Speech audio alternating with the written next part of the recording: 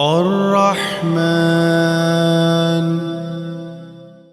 A'udhu billahi minash shaitani rajeem. Bismillahir Rahmanir Rahim. Rabbi shrah li sadri wa yassir li amri. The very first ayat of Surah Rahman begins with the all-powerful words Ar Rahman and nothing else. This is quite dramatic, as Allah SWT precisely chose to begin the surah in this manner. It is interesting to note that this is the only surah which begins with one of Allah's attributes like no other. Just the name Ar Rahman tells us what this surah entails: to never forget and to consciously look at the entire surah through the lens of Ar Rahman, as it shows the significance and importance of this special attribute of Allah SWT. The Bedouin Arabs at the time of the Prophet ﷺ were unaware of the word Ar Rahman. So when the ayats of Surah Rahman were revealed for the first time in Makkah, they immediately questioned who Ar Rahman is.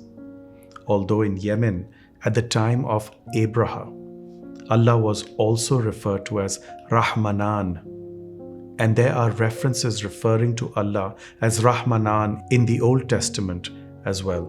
Allah subhanahu wa ta'ala himself responded to the Bedouins in the Quran: call on Allah, or call on the Ar Rahman, the most compassionate, by whatever name you invoke him.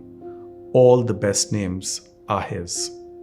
Ar Rahman can also be studied from a grammatical perspective of subject and predicate. The scholars of Islam have different yet rather interesting opinions. Some argue that the subject of the surah is the first ayat, Ar Rahman, and the predicate are ayats 2 to 4, which demonstrate Allah's most important miracles, favors, or blessings.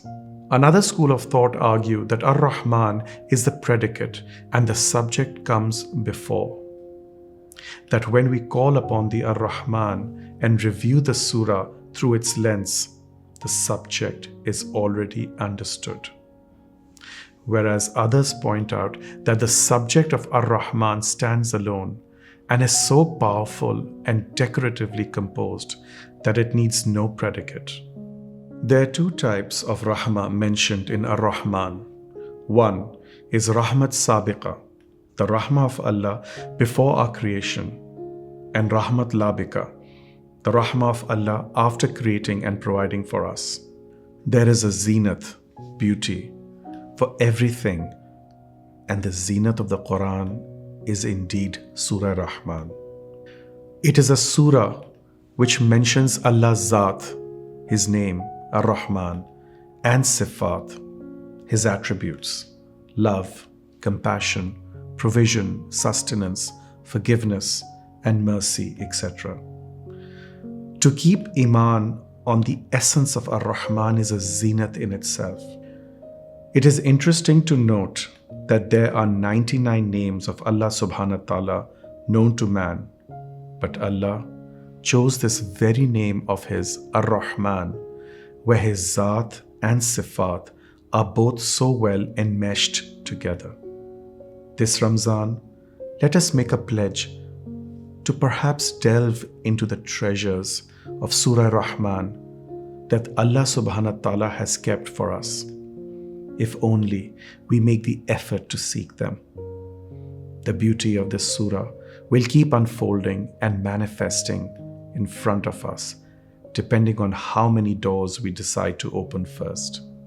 If we feel that our mothers love us the most, wait till we truly experience bathing in the love and care of the Ar Rahman. There is no comparison. Fabbi, ayee, aala, rabbi, kuma, tukazibaan. Thank you for watching. Your support is greatly appreciated.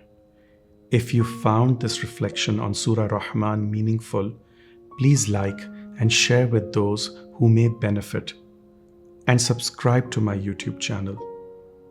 May Allah's rahmah and barakah be with you and your loved ones this Ramzan and always. Ameen. Ya Rahman, Ya Rahim, Ya Zal Jalali wal Ikram.